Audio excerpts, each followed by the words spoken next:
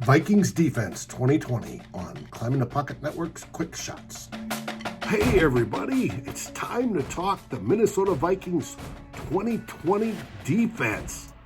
Join me, Dave from Good Morning Gjallarhorn, Flip, the great Flipmazzi from 15 Minutes with Flip, and Matt Fries, one of the Climbing the Pocket Network's outstanding writers, as we break down what we see coming in just less than 2 weeks. Skull! In part one of this special, we are going to look at the quarterbacks the defense face this season. Do they scare you?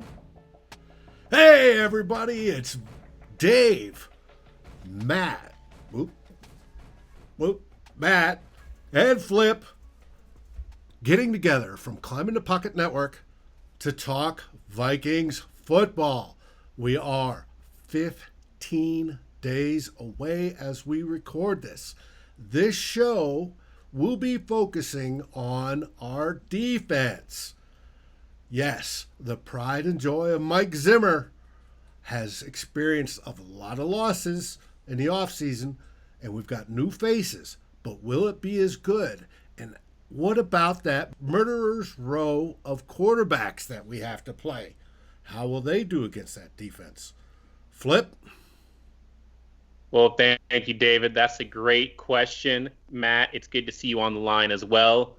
You hit all the main points. The defense is going to have a new look this year for the first time in a long time. First time in the Mike Zimmer era, really. I look at this as Mike Zimmer's second build. And, hey, maybe it's more optimistic than other people want to be, but the first build went so well that I'm excited to see what Zimmer does in his second term. So, Matt, my question for you, just to start things off, are you excited or scared to see this revamped defense? I'm excited for the defense, Flip.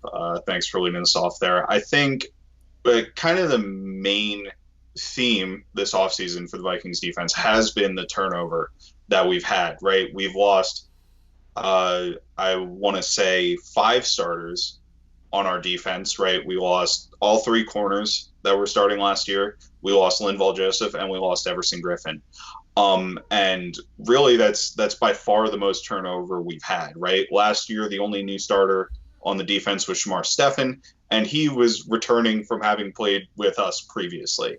So, as you mentioned, it's kind of the second build because the names have been the same this whole time. But I think if you look at what we did on defense, particularly in the cornerback room, we turned over the weakest link of the defense, right? So we've got a lot of fresh young blood in our secondary, and hopefully they can play well enough to beat out what we saw last year from Rhodes, Waynes, and Alexander, who we ended up losing.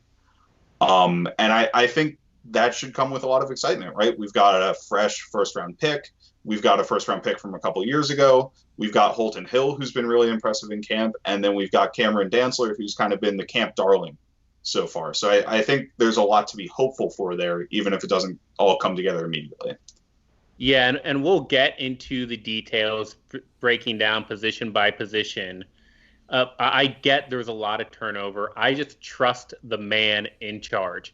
And I don't know why people are doubting Mike Zimmer. The truth is they always have doubted him, and it's a different excuse every year. Last year was it's hard for good defenses to stay good. That was literally the argument against Zimmer. This year it's, they play very good quarterbacks based on the silly quarterback tier list, which is really just a reputation list that everybody's all jazzed up about. It's a list that has Matt Ryan and Matt Stafford in tier 2, but Kirk Cousins in tier 3. But this list says that the Vikings face the toughest quarterbacks per year. Matt, can we walk through this list, going bottom to top? Yeah. So I guess do you want to go through the list itself from The Athletic, or do you want to go through the just the quarterbacks we play. Well, let's just go from bottom to top, the list on The Athletic. Tell me which of these quarterbacks, again, are you excited to play them or are you scared to play them? So, the first quarterback on your list, tied for first, one of the only people who got 50 tier 1 votes, is Russell Wilson. And let's go bottom to top. Bottom to top. Okay. Oh, sorry. Bottom to top. Yeah. All right. So starting from the bottom, we've got the Bears, which is either going to be Mitch Trubisky or Nick Foles. If it were me being the Bears head coach, I would choose Nick Foles. I guess the last time the Vikings have seen Nick Foles was a very memorable game for us for bad reasons, right? The NFC Championship game in 2017, where he kind of lit the world on fire. I don't think that's an accurate representation of who Foles is as a quarterback in general. I think he is a bottom of the league starter. So I think the Vikings I think the Vikings defense should be excited about playing the Bears. I don't think they will have a very good offense this year. I'm not super concerned. With that being said, we play the Bears twice a year, and the question with the Bears recently has not necessarily been how well the Bears offense is going to play, but it's how well the Vikings offense is going to play. So even if we play well on defense against the Bears and they don't have a great quarterback situation, the games concern me a little bit. Right. But this whole idea that we play very good quarterbacks, you're not concerned about Nick Foles. I'm not concerned about Nick Foles, and I'm especially not concerned about Mitch Trubisky. Okay. Are you what about Gardner Minshew, Teddy Bridgewater? Tell me, any of these guys rub you the wrong way? So obviously we all know a lot about Teddy, right? And I still believe Teddy can be a very good quarterback in the NFL. The Panthers as a team, I'm not sure are ready to be a strong offense, and in a new system without a new supporting cast, I'm not particularly concerned about playing Teddy. He's never been the type of player who's going to light the world on fire against you. He's a very consistent, solid player, but he's not going to, throw for 500 yards and 6 touchdowns or something like that, bombing the ball all over the field. So I think we can contain that. Gardner Minshew, similarly, I'm not too concerned about. If we then move up to Ryan Tannehill, I think go. Is the next Tannehill, Rivers, Prescott. Are you scared of any of those? I personally would have Dak a lot higher on this list than he is. I think he was around a top 5 quarterback last year. I think with the offensive weapons that he has on that team, I am frightened of the Cowboys, right? We saw Mike Hughes last year against the Cowboys get torched repeatedly by Amari Cooper, and we're hoping Mike Hughes is going to be our top corner this year. So that's a concern to me. Ryan Tannehill and the Titans, I think Tannehill's a solid starting quarterback, but he doesn't concern me too much. Rivers, in my opinion, I'm definitely more down on Rivers than where he's ranked here. I think at this point in his career, he's kind of washed. He has trouble handling pressure. We saw that last year in our game against the Chargers, and I just don't think the arm's there as much anymore. So Rivers of the quarterbacks we're playing is probably the one I'm lowest on compared to the consensus, and I'm not particularly concerned with him. But once we get past that, I do have quite a few concerns. And okay, so we're halfway through the list. We've got. Am I hearing one real concern? Dak Prescott. Yeah. So So Dak Prescott's the one real concern so far. But the problem with that is we just listed off almost all of the quarterbacks we play at home. Okay. The rest of these guys we play on the road, and maybe home field advantage is different this year, but it's always going to be more difficult to play a team in their home stadium, no matter whether or not they have fans. I feel is this a list about where we play these quarterbacks and how hard it will be, or which quarterbacks we're playing? I honestly think you have to take both into consideration. I think, playing Aaron Rodgers in Green Bay is more difficult than playing Aaron Rodgers in the Vikings stadium, right? I think that's something you have to take into account when you're looking at your schedule of opposing quarterbacks, because road games are more difficult to win by nature, and the quarterback is the most important part of the team. So I feel a lot more confident. I would feel a lot more confident playing the Seahawks at home than I would playing them on the road. Okay. Well, I agree there. Part of that has to do with the mystique of CenturyLink Field and the fans there, which we're in a weird year, so we may not see that kind of home field advantage that the Seahawks might have there. But it's still, you're going on the road, you're traveling, under more stressful circumstances this year too. So we have to see how that balances out. But once we start to get into the next group of quarterbacks, which I think you can start with Matthew Stafford and Matt Ryan. Let's go next three: Matt Ryan, Matt Stafford, Tom Brady. So Stafford, I think Stafford, and you can put Rodgers into this category too. We've seen them play the Vikings so many times that I know we can beat Matt Stafford, right? And one of the things with Stafford is it always seems like the Vikings sack him a ton, right? We always seem to get a ton of sacks in the game against Stafford, and we kind of have his number. So I'm not as concerned about Stafford. Ryan, I think Ryan should be higher on this list. He's a quarterback I would put above Aaron Rodgers. Honestly, I think at this point in their careers, he's a better quarterback than Aaron Rodgers is. Are you scared about playing Matt Ryan? With that being said, the Vikings specifically have done very well against Matt Ryan under Mike Zimmer's tenure. We beat them in 2015, and we beat them pretty soundly last year. So I'm not as afraid of Ryan. This offense. Yeah. We wiped the floor against the Falcons. We kind of have their number for whatever reason. So I think that's good for us. Now, once I get to Tom Brady, I'm absolutely scared of Tom Brady. Okay. I mean, not only is he the greatest quarterback of all time, his weapons are ridiculous right now. I mean, you've got Mike Evans and Chris Godwin, who are almost certainly two top 10 wide receivers who he's going to be chucking the ball down the field to. And he's not Jameis Winston, so he's not going to be throwing 30 interceptions this year. Right? Yeah. The deal with Tom Brady is we've seen Tom Brady slowly roll over the top of that hill and start to decline with age. Now, I don't doubt that Tom Brady's got a brilliant mind, especially when it comes to football. He can read anything that's thrown at him. But at some point in this season, does he reach a cliff and fall off? Because not everybody lasts forever. And, if he falls off by the time we play him, we don't play the Buccaneers until December 13th.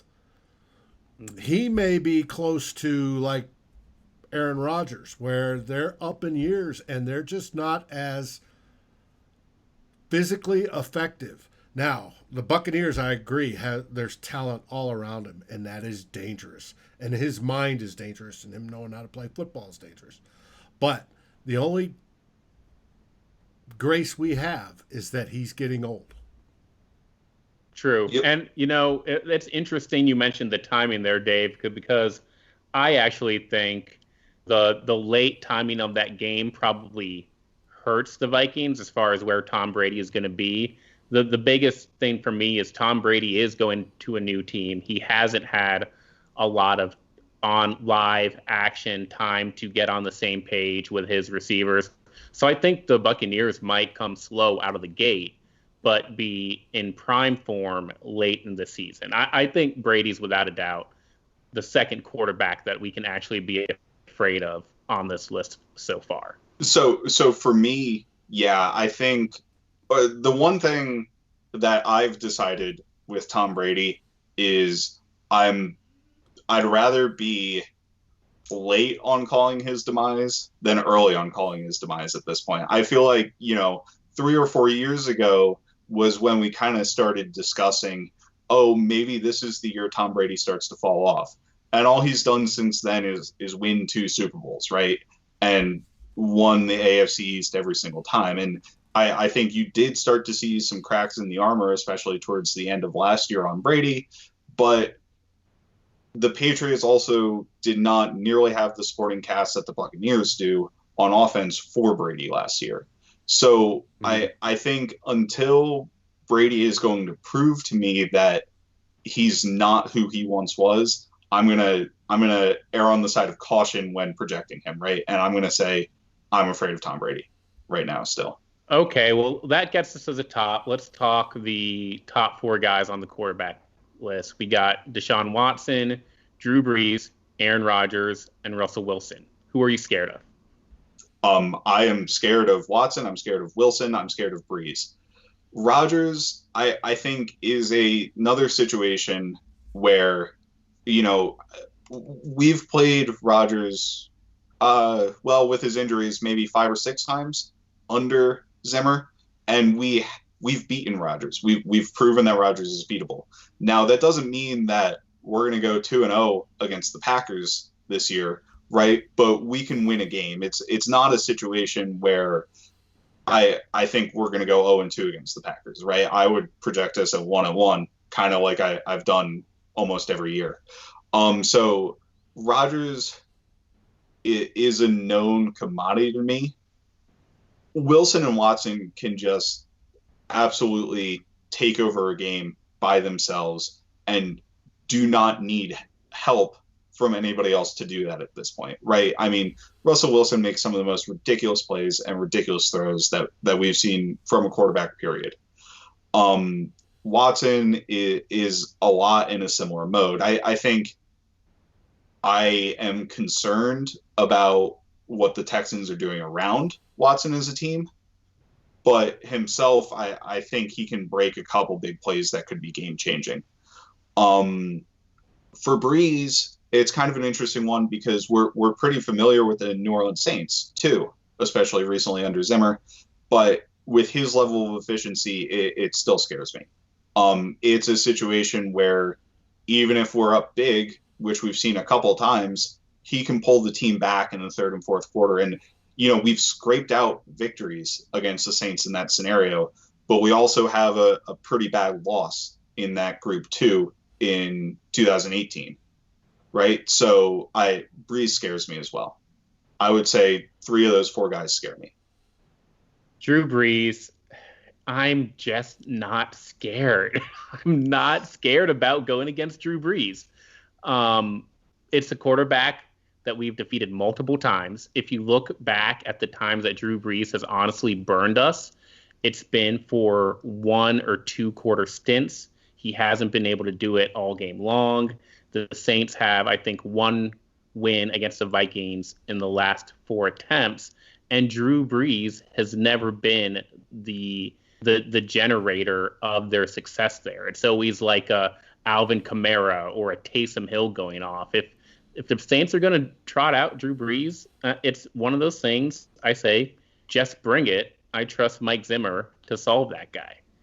I guess for me, it's 2 of those wins were, last minute desperation kind of things. And Disagree. I'm not saying that's almost a coin flip situation. I mean, the Minneapolis Miracle is like a unique play in NFL history. The Minneapolis Miracle was not a play. It was a game. And the Vikings dominated the first half of that game. And we dominated the first half, and then Drew Brees and the New Orleans Saints came back in the second half to tie it up. Okay, so it's an even matchup. It's not a one fluke play. I'm not saying it's an impossible game for us to win. I'm saying that yes, I am concerned that Drew Brees can beat us. Right? I am afraid of Drew Brees' ability. Okay, agree to disagree. Well, but don't come at me with that Minneapolis Miracle or the last playoff game. We won those games through 60 minutes in the overtime game, more than 60 minutes, where we were just the better team than the Saints. So bottom line, the better team continues, the worst team goes home. But it was a very close. Like, it wasn't we were clearly the better team than the Saints in those games. I'm not saying we're going to blow out. I'm not saying we're going to blow out the Saints, but yeah, when I step onto a field, Kirk Cousins versus Drew Brees, I'm not going to look at this list and be like, oh, Kirk's a tier 3 quarterback, Brees is a tier 1 quarterback. We don't have a shot. You're damn right we have a shot when we play the Saints. Well, and I think this team has a shot against any quarterback we're playing. I think they're good enough to have a shot against any team in the league. But right. And when it comes to the Saints, yeah, Drew Brees is good. Obviously going first ballot Hall of Famer, right? And he could do a lot of stuff. But does it, when you have even Drew Brees, who probably overall career-wise is a lot better than Kirk Cousins, but Kirk Cousins is good. And these games are close, but we've come out and win 4 out of the last 5. Does that elevate the cause of that, not to the quarterbacks, but to how Mike Zimmer and Sean Payton have schemed against each other and utilizes that? And that's where I think the advantage is when we play the Saints. Is 100%. Is how the game plan and the scheme and the coaches work that against each other, and it irritates the heck out of Sean Payton, which is, warming to the heart. So, I mean, I would argue that Mike Zimmer has solved Drew Brees, and that Sean Payton, if you go back and you watch those games, he's achieved offensive success by scheming away from his quarterback. Most of the success, again, it's been Taysom Hill in there. It's been Drew Brees throwing screens and checkdowns to Michael Thomas, Alvin Kamara. It's not been the Saints winning on the right arm of Drew Brees, or he may even be a lefty. Who cares? So if we're going to compare Brees to like a Russell Wilson or a Deshaun Watson, where every time he drops back to pass, I mean, you're saying this might be the play where he beats us. That's not the feeling I get when the Vikings are playing against Drew Brees. I'm just not scared. I see what you're saying there, and actually I like what you were saying, David, about Zimmer versus Payton, and I totally agree. Zimmer's done an excellent job against Payton in our last few matchups, right? I think you look at some of the constraints that we had in the playoff game last year, where we didn't have a nickel cornerback. I mean, Andrew Sendejo played nickel the majority of the game.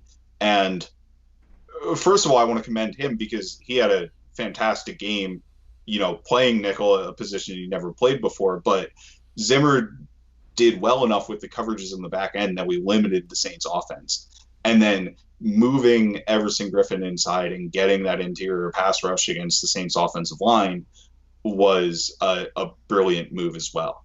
Right. So I think actually you have me coming around here a little bit, just based on how we're able to scheme it up against the Saints, because that's how the Saints win games, is by having a superior scheme and by executing better than the opposing defense. Right. Yeah. It's not the off script Russell Wilson breaks 5 tackles in the backfield and has a miraculous throw to Tyler Lockett in the corner of the end zone or something, where it's just like you can't even do anything about that, Yeah, and that's my entire issue with this list is, saying that the Vikings play the hardest quarterbacks in the league this year. You're assuming that we have the average defensive coordinator. We don't have the average defensive coordinator. Our head coach is one of the best in the NFL at studying these quarterbacks and giving his defense a chance to solve them. So, if we were out here and we were the Arizona Cardinals with Cliff Kingsbury and trying to look at this quarterback list, yeah, I might be concerned. But the knockabout against Mike Zimmer has never been how he performs against good quarterbacks. I agree that Mike Zimmer gives us a chance against all these quarterbacks. I think the problem on my end is not necessarily that, it's frightening to play, this series of quarterbacks. It's more we're lacking the layup games against rookie quarterbacks or against quarterbacks who simply aren't that good. That is more the issue to me. We got plenty of layups on this list. So The layups to me, from an outside perspective, would be the Bears and Gardner Minshew. Teddy and the Panthers, I might consider a layup. Layup. Rivers, I personally find as a layup, Layup. but I'd rather play Daniel Jones or Dwayne Haskins or Brandon Allen or, you know, a few of the quarterbacks that we played last year than pretty much everybody I've listed, right? We faced the same Bears quarterback situation last year. Actually, we faced Chase Daniels twice. Yeah, that was a layup. Right. The defense performed. And the defense performed. But when you're looking at this, right, the Bears are still a layup, right? So that hasn't really changed from last year.